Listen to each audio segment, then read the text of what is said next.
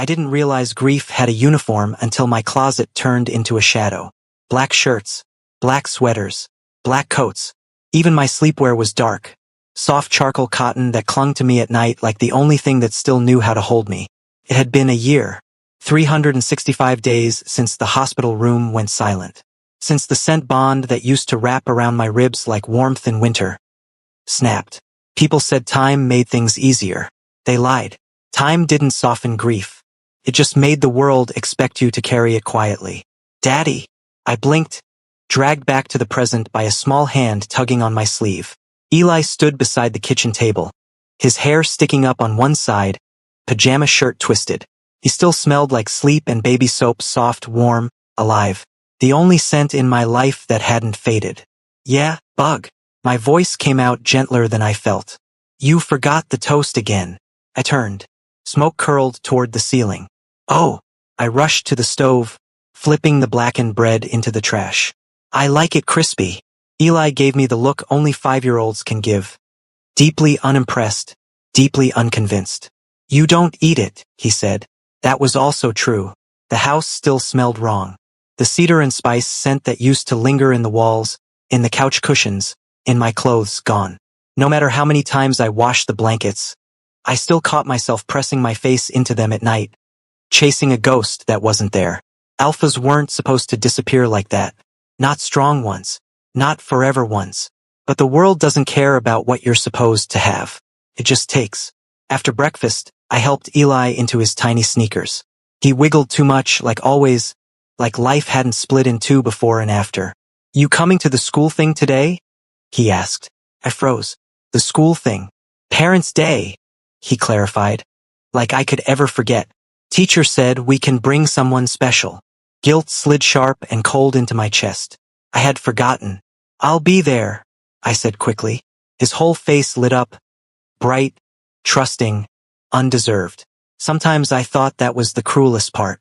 That he still believed I could hold everything together.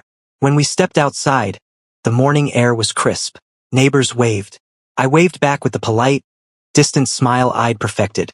The one that said I'm okay enough that you don't have to ask questions. Across the street, the new house finally had a moving truck parked outside. I'd noticed the for sale sign come down last month. Didn't care who moved in. Didn't have the energy to care. Until Eli waved wildly. Hi! I looked up. A man stood on the sidewalk beside a stack of boxes. Tall, broad shoulders, dark hair pulled back at the nape of his neck. His sleeves were pushed up, revealing strong forearms dusted with old scars. An alpha. I knew before my brain caught up, my body always knew first. The air shifted. Something warm and steady, like sun on stone after winter, brushed faintly against my senses. Not overwhelming, not pushing, just there. His eyes met mine. Morning, he called, voice low, calm. I pulled my coat tighter around myself. Black wool, black scarf, black everything. Morning, I replied, already stepping back, already retreating. But Eli waved again. We live there. Eli, I muttered. The man smiled, slow, warm, not laughing at me. Good to know, he said. I'm Daniel. Just moved in. I nodded once. That was all I had to give.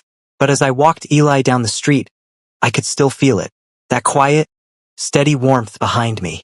The classroom smelled like crayons, glue, and something vaguely fruity that was probably supposed to be air freshener. I stood just inside the doorway, hands shoved into the pockets of my black coat, trying not to look as out of place as I felt. The room was loud in a happy way. Kids tugging on sleeves. Parents crouching beside tiny desks. Laughter. So much laughter. Eli ran ahead of me the second we walked in. That's my dad, he announced to absolutely no one who had asked. Several adults turned. I gave the same polite smile I used on neighbors. Small, careful, practiced.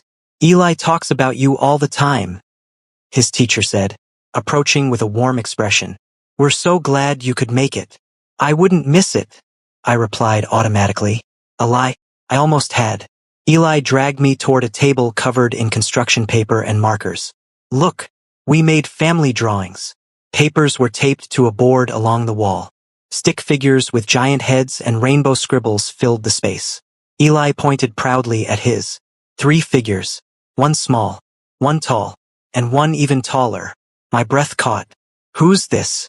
I asked, keeping my voice steady as I pointed to the third figure, the one with a big circle head and long arms. "That's Daddy," Eli said, pointing to the middle one. "I meant the other one." "Oh," he smiled like it was obvious. "That's the new one for later."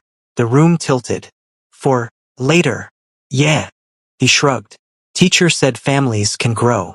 I didn't know whether to laugh or cry, so I did neither. I just crouched down and pulled him into a hug that was a little too tight. "Hey!" he complained, muffled against my coat. "I can't breathe." "Sorry?" I whispered, loosening my hold but not letting go completely. "First time at one of these?" The voice came from behind me. Low, familiar. I turned, and there he was. Daniel stood a few feet away, holding a paper plate with a half-frosted cupcake on it, like he wasn't entirely sure what to do with it. He wore a simple gray sweater, sleeves pushed up again. His scent brushed the air between us, warm, steady, grounding. "Yes," I said. "It shows. Doesn't it?" He gave a small smile. "Only because you're standing like you're waiting for a dentist appointment." I huffed a soft, surprised laugh before I could stop myself. Felt strange, using that muscle again.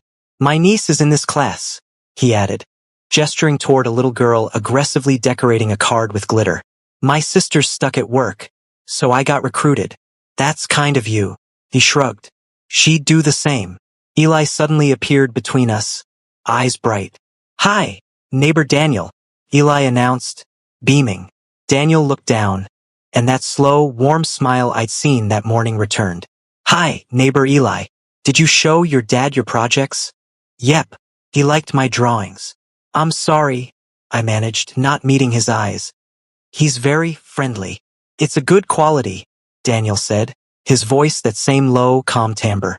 "Lena, come here," he called out to his niece, who came running toward us immediately. "Lena, this is Eli. You already know him, right? And this is his dad. They're our neighbors from across the street. Can you say hi?" Lena peeked out shyly before hiding her face against Daniel's jeans. "It's nice to meet you, Lena," I said softly. The words felt strange, formal. I hadn't introduced myself to someone new in a year. After a while, Eli and Lena went back to their tables, and I was left alone with him. Hours passed in a blur. The bell rang softly, signaling the end of the event. Parents started gathering backpacks and paper crafts. Eli ran off to grab his drawing from the wall. I stood, unsure what to say now that the accidental moment of normalcy was ending. "Hey," Daniel said gently, "if you ever need help with anything, boxes, repairs, school stuff, I'm across the street." There was no pressure in it, just an offer set carefully on the ground between us, like something fragile he'd let me choose to pick up. "Thank you," I said, and this time I meant it. Eli came barreling back, waving his picture. "Can we put this on the fridge?" "Of course," I said. As we walked home, Eli held one of my fingers, swinging our arms. Behind us, I could feel it again. That warm, steady presence. Shattered glass and cedar. The refrigerator hummed in the midnight silence, a lonely sentinel in the dark kitchen. Above the handle, Eli's drawing fluttered slightly in the draft from the air conditioner, the paper clicking rhythmically against the metal door. Moonlight illuminated the crude crayon lines representing a family that no longer existed. I stared at the third figure, the new one for later, until the colors blurred into gray smudges. Grief surged upward like a frigid tide against my weary ribcage, threatening to drown the fragile peace I'd maintained all afternoon. Vivid images flickered behind my tired eyelids without warning. It was raining that night, a relentless, blurring downpour that turned the world into a smear of oil and water. Rain lashed against the windshield while thunder rumbled across the distant valley, shaking the frame of our old SUV. Thomas reached over, his hand finding mine in the space between the seats. He laughed softly, squeezing my fingers with those familiar, calloused pads. That beloved cedar fragrance filled the small cabin, offering absolute security against the storm outside. "Home is wherever we are together," he whispered in the dim cabin glow, his eyes crinkling with a warmth that promised 1,000 more tomorrows. Then the world turned white. Headlights blinded us an instant later. Screaming tires echoed across slick asphalt, as the truck hydroplaned into our lane. Everything shattered into a million jagged diamonds amid the deafening roar of twisting metal and breaking glass. I remember the smell of ozone and burning rubber, a violent intrusion into our private sanctuary. Warmth drained away into freezing mud as silence reclaimed the wreckage, leaving me alone in the crushing dark. I jerked upright at the kitchen table, my breath hitching in the hollow quiet of the house. My fingers were still curled into a tight fist, clutching a phantom hand that had turned to dust a year ago. The cedar and spice was nothing but a cruel trick of the mind now, replaced by the scent of cold air and my own stagnant sorrow. I stood and stumbled toward the sink, splashing icy water onto my face to shock my heart back into a steady rhythm. Droplets clung to my lashes as I lifted my head. Across the street, a single light remained on in Daniel's house, casting a golden rectangle onto the pavement. It was a steady light, an unblinking, quiet presence in the middle of my midnight. I wondered if he was still unpacking, or if he was the type of alpha who stayed up watching the stars. For a fleeting second, the memory of his sun-on-stone warmth brushed across my senses, and the crushing weight of the black wool around my shoulders felt just a fraction lighter. I turned away from the window and retreated to the bedroom. Sleep didn't come easily. The steady light was gone by morning. In its place was a flat, gray sky and the sharp scent of impending rain. I stood at the same kitchen window, sipping coffee that tasted like ash, and tried to reconcile the man who existed in the golden midnight rectangle with the one now heaving a large potted shrub out of a pickup truck in the harsh light of day. Daniel moved with an efficient, unthinking strength. Soil dusted his forearms. He'd wrestle the shrub into place on his front porch, step back to judge its position, then move it a few inches to the left. There was a focus to it, a quiet dedication to creating a home that felt like a performance in a language I'd forgotten. Eli padded into the kitchen, rubbing his eyes. "Is it Saturday?" "It's Saturday. Can we have pancakes?" "We can have toast." He made a face but didn't argue. He climbed onto a chair and stared out the window. "Neighbor Daniel is planting things. I see that. He should plant flowers, like the yellow ones Papa liked." The word Papa hung in the air, delicate and dangerous as a soap bubble. We didn't say it often. It was still too sharp. Eli looked at me, his expression a complex mix of 5-year-old wisdom and worry, checking to see if he'd broken a rule. "He did like the yellow ones," I said, my voice thick. I turned back to the sink, the ghost of Dandelion Sunshine and his laughter scratching at the back of my throat. The first raindrop hit the window pane with a definitive tap. Then another. Within minutes, the gray sky opened, releasing a cold, steady shower. I watched Daniel. He didn't run.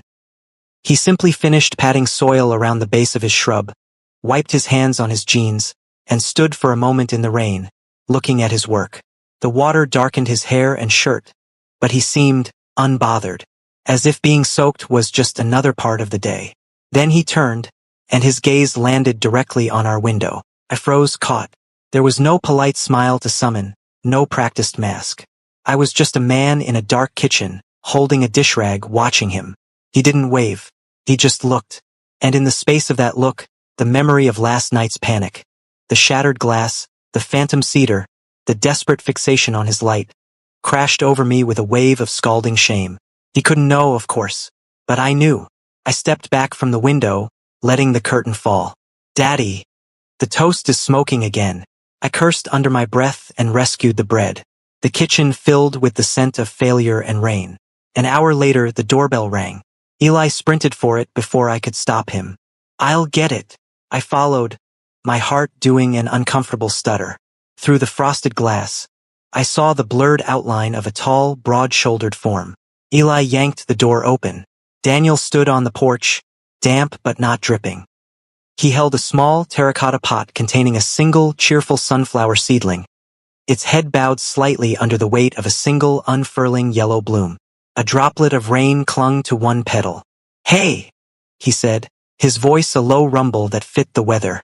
He looked past Eli to me. "Sorry to bother you. I was planting and this one came as an extra. I don't really have a spot for it. Thought maybe Eli might like it." It was a lie. A kind, transparent, utterly graceful lie. No one bought a single sunflower seedling. You bought packs. This had been chosen, potted, and brought over. Eli gasped, his whole face transforming with delight. A sunflower. For me. If it's okay with your dad, Daniel said, his eyes holding mine. They were the color of the wet earth outside. Steady, deep, holding no expectation. The gesture was too perfect. It was a yellow flower. It was a quiet acknowledgement of the unspoken ache in my kitchen. It was an offer set down not like something fragile, but like something alive and growing that needed a home. I had every right to refuse, to close the door on this gentle encroachment, to stay in the shadow where it was safe. But Eli was looking at me with the same hope he'd had for the school thing. And the seedling was so small, and so defiantly yellow against all the gray. My throat was too tight for words. I just nodded, stepping back to allow the threshold to be crossed. Daniel didn't cross it. He handed the pot carefully to Eli, whose small hands gripped it with immense seriousness. You'll need to put it by a window, and water it just a little, Daniel instructed softly. I will. I'll be the best waterer. Daniel's smile was a brief, warm thing. His gaze flicked back to me. Have a good Saturday. And then he turned and walked back through the rain to his own house, leaving the scent of wet soil and something warm lingering on our porch. Eli carried the pot into the kitchen like a holy relic, chattering about names and sunbeams. I closed the door slowly, leaning my forehead against the cool wood. On the porch, where he had stood, there was no visible mark. But in the air of my house, something had shifted. The static gray had been pierced, not by a blinding light, but by the quiet, rain-fresh possibility of yellow. The sunflower sat on the windowsill like a tiny, defiant sun. Every time I walked into the kitchen, my eyes were pulled to it. It was impossible to ignore, a bright, living thing in a house that had felt like a museum of before. Eli took his new job as waterer with a level of devotion I hadn't seen in him for a long time. He talked to the seedling while he ate his toast, telling it about his school drawings and the cat he saw on the fence. The silence in the house didn't feel quite so heavy when it was filled with a 5-year-old's whispered secrets to a plant. By Tuesday, the rain had cleared, leaving the air smelling of damp pavement and new beginnings. I was in the front yard, struggling with a rusted lawnmower that refused to catch, when I felt that familiar shift in the air. The spark plug might be fouled, a voice called out. I looked up, wiping a streak of grease across my forehead. Daniel was leaning against the stone wall that separated our properties, a coffee mug in one hand.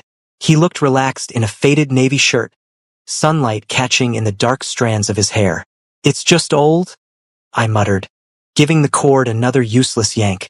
It hasn't been used in a while. A year. Daniel set his mug down on the wall and walked over. My first instinct was to tell him I had it under control, to retreat back behind the black wool of my privacy. But then I looked at his hands, large, steady, capable, and thought about the sunflower thriving in my kitchen. Mind if I take a look? He asked, stopping a respectful distance away. He didn't touch anything. He just waited, giving me space to say no. Be my guest, I said, stepping back and exhaling a breath I hadn't realized I was holding. It's been stubborn. Sometimes things just need a little grease and someone to tell them it's okay to start moving again, Daniel said softly. He knelt in the grass, his broad shoulders blocking the wind. As he worked, his scent, sun-warmed stone and something deep like mahogany, drifted toward me, mixing with cut grass and gasoline. It was grounding, present. It didn't smell like memories. Smelled like now. So, Daniel said, not looking up from the mower, how's the sunflower doing? Eli keeping it alive. He's obsessed with it, I admitted, a small, genuine smile tugging at my mouth. I think he's currently trying to teach it how to whistle. Daniel let out a low, warm laugh that seemed to settle into the space between us. That's a good sign. Sunflowers are excellent listeners. He gave the cord a sharp, practiced pull. The engine coughed, sputtered, then roared to life, a cloud of white smoke puffing into the clear blue sky.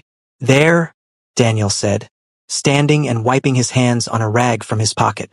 He was closer now, close enough that I could see the golden flecks in his brown eyes. She's got some life left in her. Thank you, I said, and this time the words felt less like a formality and more like a bridge. Really, I don't think I would have gotten it started on my own. Neighbors help neighbors, he replied simply. He stayed for a moment longer than necessary, his gaze holding mine. Not with pity, but with a quiet, steady interest that made my heart do that strange, uncomfortable stutter again. "I'm grilling some chicken later," he added. "My sister and Lena are coming over. There's plenty if you and Eli want to skip the toast tonight." The invitation hung between us, bright and risky, just like the sunflower. The invitation felt like a physical weight, pulling at the corners of the world I'd so carefully constructed out of shadows and silence. I looked at Daniel, really looked at him, standing there with grease on his thumb and that calm, unshakable patience in his eyes. For a second, the no was right on the tip of my tongue. It was safe, familiar. It was what I had said to everyone for 12 months. But then I thought of Eli's face when he saw the sunflower. I thought about the new one for later in his drawing. I should check with Eli, I said, my voice sounding a little breathless even to my own ears. But I think he'd like that. A lot.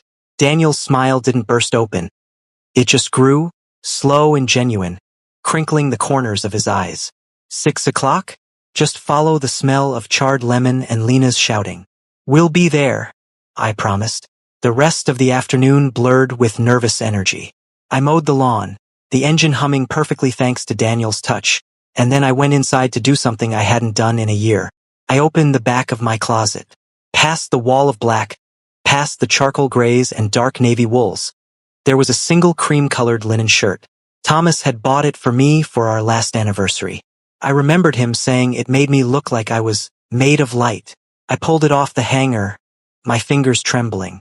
The fabric was cool, clean, and carried no trace of cedar anymore. It was just a shirt. When I pulled it on, the reflection in the mirror looked like a stranger. The pale fabric made my skin look less like marble and more like flesh. I looked alive. "Daddy, you're wearing white." Eli stood in the doorway, eyes wide. He was wearing his favorite dinosaur shirt, his hair freshly brushed for once. "Is it okay?" I asked, suddenly feeling exposed, like I'd stepped out of a fortress without my armor. Eli ran over and hugged my legs. "You look pretty, Daddy, like the sunflower." I swallowed hard, blinking back the sudden sting in my eyes. "Thanks, Bug. Ready to go see neighbor Daniel?" Walking across the street felt like crossing an ocean. But when Daniel opened his front door, the look on his face made every step worth it. His gaze started at my face, dipped to the cream-colored linen, and slowly traveled back up. He didn't say anything about the change. He didn't have to. The way his scent warmed, deep mahogany and something golden, told me everything. "Come on in," he said, his voice dropping softer. The chicken just came off the grill. The house was chaotic and loud. Lena chased a ball down the hallway, and Daniel's sister, a sharp-eyed alpha named Sarah, set the table. It was the complete opposite of my quiet, stagnant kitchen. It was full of the sounds of a life being lived, not one being remembered. During dinner, I found myself watching Daniel. He moved through the domestic chaos with easy confidence, cutting Lena's meat, laughing at Sarah's jokes, making sure Eli's cup stayed full of juice. He didn't try to force me into the conversation, but he kept a steady thread of connection with me. A glance here, a soft question there. "You're very quiet," he said later. When the kids had retreated to the living room and Sarah was in the kitchen, we sat on his back porch, the evening air cooling around us. "I've forgotten how to do this," I admitted, staring out at the darkening yard. "The noise, the easy parts of life. You don't have to do anything," Daniel said, leaning back in his chair. "Just sit here, breathe. The rest will come back when it's ready." I looked at him, and for the first time, I didn't feel the crushing guilt of being happy. I just felt the warmth of the man beside me. "Why the sunflower, Daniel?" I asked softly. "You knew, didn't you? About the yellow ones." Daniel was quiet for a moment, his gaze fixed on the horizon. "I saw Eli's drawing through the window the day I moved in," he admitted. "And I saw the way you looked at it. I didn't know the story, but I recognized the feeling of needing something to grow in a place that feels empty." He reached out, his hand hovering over mine on the armrest. He didn't touch me, but the heat from his skin was enough to make my breath catch. "I like the white, by the way," he murmured. "It suits you." The crickets had started their rhythmic song in the tall grass beyond the porch. The silence between us wasn't like the silence in my house. It didn't feel empty. Felt like a shared breath. I looked down at his hand, still hovering just inches from mine. The warmth from him was a physical pull, a gravity I hadn't felt in so long it almost frightened me. You know, I said, my voice barely a whisper against the evening air. You've been neighbor Daniel to Eli and just the man across the street in my head for weeks now.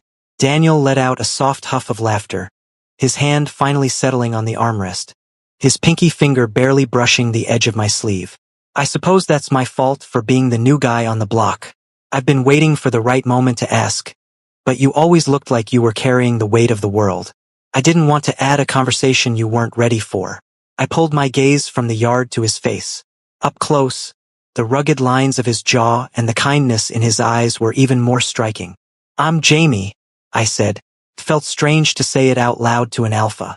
For a year I had just been daddy or the widow or that poor man. Saying my name felt like reclaiming a piece of the person who used to wear white. Jamie, Daniel repeated. He said it slowly, like he was committing it to memory.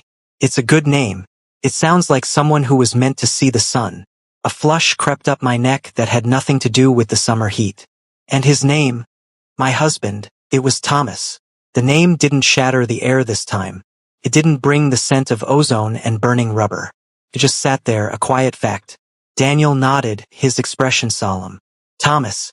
He was a lucky man, Jamie. He left behind a lot of love.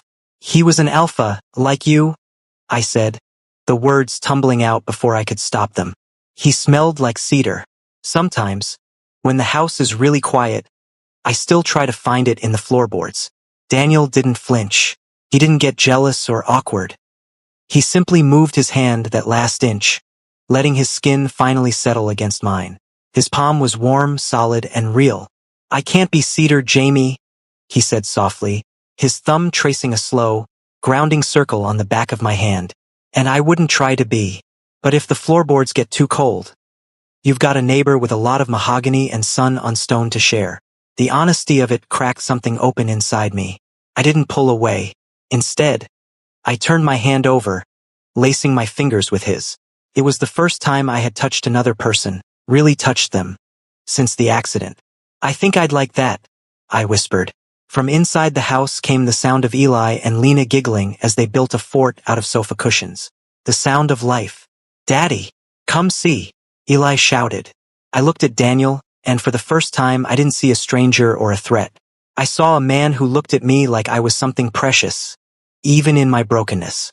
Go on, Daniel said, giving my hand a gentle, encouraging squeeze before letting go. The architect is calling. As I stood and walked toward the door, the cream-colored linen felt light against my skin. I stopped in the doorway and glanced back. Daniel was still sitting there, bathed in warm kitchen light, watching me with a look that promised he wasn't going anywhere. The black uniform was officially in the back of the closet. The following Saturday didn't feel like the others. There was no gray sky, no burnt toast, no heavy silence. Instead, there was a text on my phone, the first non-work message I'd received in months. From Daniel. Heading to the community fair with Lena. She's demanding a buddy for the tilt-a-whirl. You and Eli want to join the madness? We spent the afternoon in a blur of spinning carousels and sticky cotton candy. Lena was a whirlwind of pigtails and energy, dragging Eli by the hand from the petting zoo to the face-painting booth. Seeing them together, Eli laughing as Lena insisted he get a blue shark painted on his cheek, made the tightness in my chest loosen just a little more. I think the game is rigged, Daniel grumbled an hour later. He was currently failing at a hoop toss booth, while Lena cheered him on with a very loud, "Higher, Uncle Dan, higher." Or maybe the big, strong alpha just needs a better eye. I teased, the playful jab slipping out so naturally it surprised me. Daniel froze, his hand mid-air, and looked at me over his shoulder. Sunlight caught the golden flecks in his eyes, and for a moment, the bustling fair around us faded away. Is that a challenge? Maybe, I murmured. He didn't win the giant stuffed bear Lena wanted, but he did manage to snag a small carved wooden bird. Lena reached for it immediately, but Daniel gently steered her toward a nearby balloon stand instead. Then he turned to me and pressed the wooden bird into my palm. For the windowsill, he said softly, to keep the sunflower company. By the time we walked back to our street, The sun was dipping below the horizon, painting the sky in bruises of purple and gold. Sarah had picked up a tuckered-out Lena at the park gate, leaving just the three of us for the final walk home. Eli was fast asleep against my shoulder, his small body a warm, heavy weight.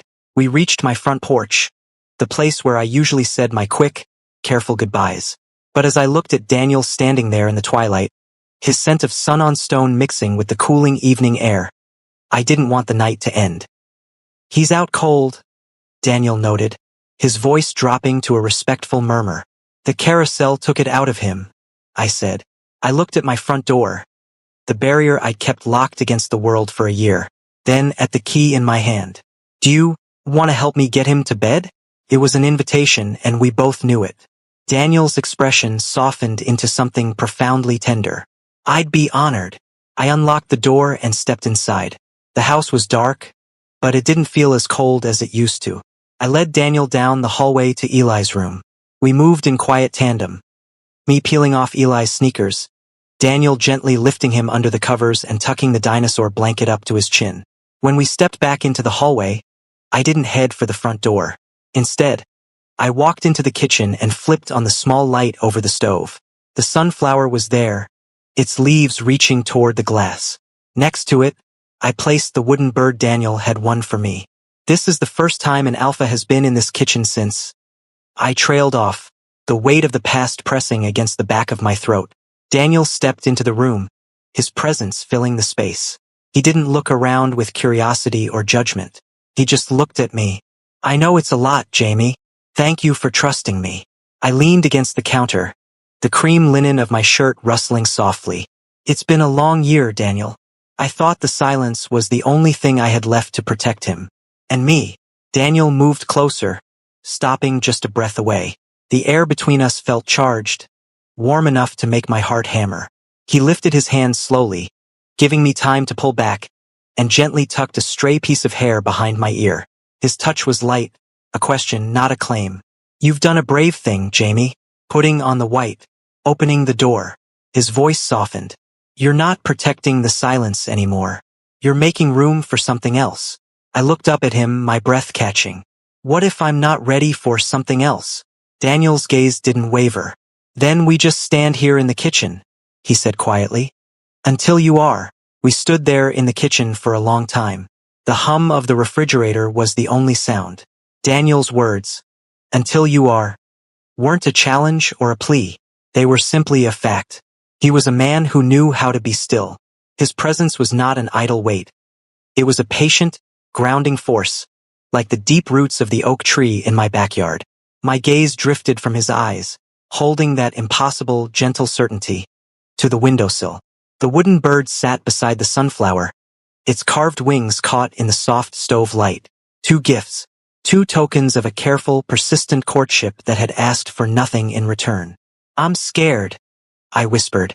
The confession left my lips before I could cage it. It wasn't about him. It was about the terrifying architecture of this new moment we were building. If I leaned into it, and it fell, "I know," he said, his voice a low rumble that vibrated in the quiet space between our bodies. "You have every right to be. It's not you I'm afraid of. I know that too." His understanding was a balm and a catalyst. The fear was still there, a cold knot in my stomach, but it was no longer the only thing I could feel. Beneath it was a warmth, a pull, a yearning so profound it felt like coming up for air after being submerged for a year. I didn't make a grand decision. My body made it for me. I took a half step forward, closing the last breath of distance between us. My forehead came to rest against the solid plane of his chest, just above his heart. I didn't look up. I just listened to the steady, strong rhythm of it through the soft cotton of his shirt. Daniel's breath hitched, a sharp, quiet intake. Then his arms came around me, slowly, giving me every chance to retreat. They settled, one across my shoulders, the other around my waist, holding me without restraint. It was the first full embrace I'd known since the world ended. It wasn't the desperate, clinging hold of grief. It was shelter. It was an answer to a question I'd been too afraid to ask. I breathed in, and his scent, mahogany, sun, the faintest trace of fairground dust, filled my lungs. It didn't erase the memory of cedar. It existed beside it. A new layer. Present tense truth. We stood like that until the tight coil of fear in my stomach began to loosen, until my own hands came up to clutch at the back of his shirt, anchoring myself to this new reality. "Jamie," he murmured into my hair, his lips barely moving. Thank you." I finally tilted my head back to look at him. For what? For standing here with me. A soft, disbelieving laugh escaped me. He was thanking me for accepting the shelter he offered. The kindness of it undid me. His hand came up, his thumb brushing away a tear I hadn't even felt fall. His touch was infinitely tender. "I should go," he said, but he didn't move. "You don't have to." The words were out, bold and quiet. He searched my face, his gaze tracing every feature as if memorizing this fragile, newfound peace. "If I stay any longer, Jamie, I won't want to leave, and you need to wake up in your own space tomorrow, to see that the world is still right, that this was real." He was protecting the progress, putting my need for stability above his own desire. The selflessness of it stole my breath. "Okay," I breathed. He pressed a kiss to my forehead, a chaste, sealing promise that burned hotter than any passion. "Good night, Jamie." I walked him to the door, my hand finding his for one last, solid squeeze before he stepped out into the cool night. I watched him cross the street, a tall, steady silhouette under the lamplight. When I turned back inside, the house didn't feel silent, felt peaceful. The lingering warmth of his scent mixed with the smell of the sunflower's soil. I walked past Eli's room, checking on his sleeping form. Then I went to my own bedroom and did not go to the back of the closet.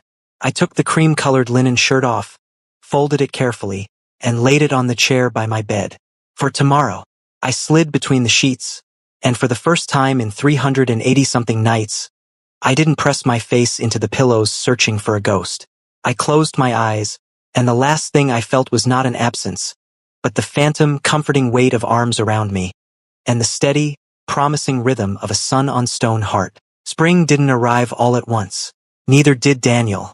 He came into our lives the way the thaw did, slowly, gently, until one day I realized he was simply part of us. The sunflower had outgrown its little terracotta pot. Eli announced it at breakfast like breaking news. "It's too big. It needs a yard house. A garden," I corrected gently, smiling into my coffee. "A sun house," he insisted. So that's how Daniel ended up in my backyard on a bright Saturday morning, kneeling in the dirt beside Eli, helping him dig a hole that was far wider than necessary. "Plants need room for their roots," Daniel said seriously, as Eli dramatically tossed handfuls of soil behind him like a tiny construction worker. I stood on the porch steps watching them, my coffee warm between my hands, the sun warm on my face.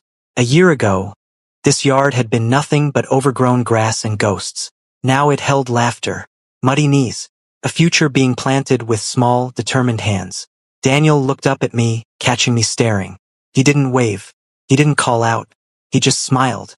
That steady, grounding smile that had first appeared in a doorway with a sunflower seedling and no expectations. Something inside my chest, something that used to ache every time I breathed, felt open, not empty, not healed, but alive. We planted the sunflower together.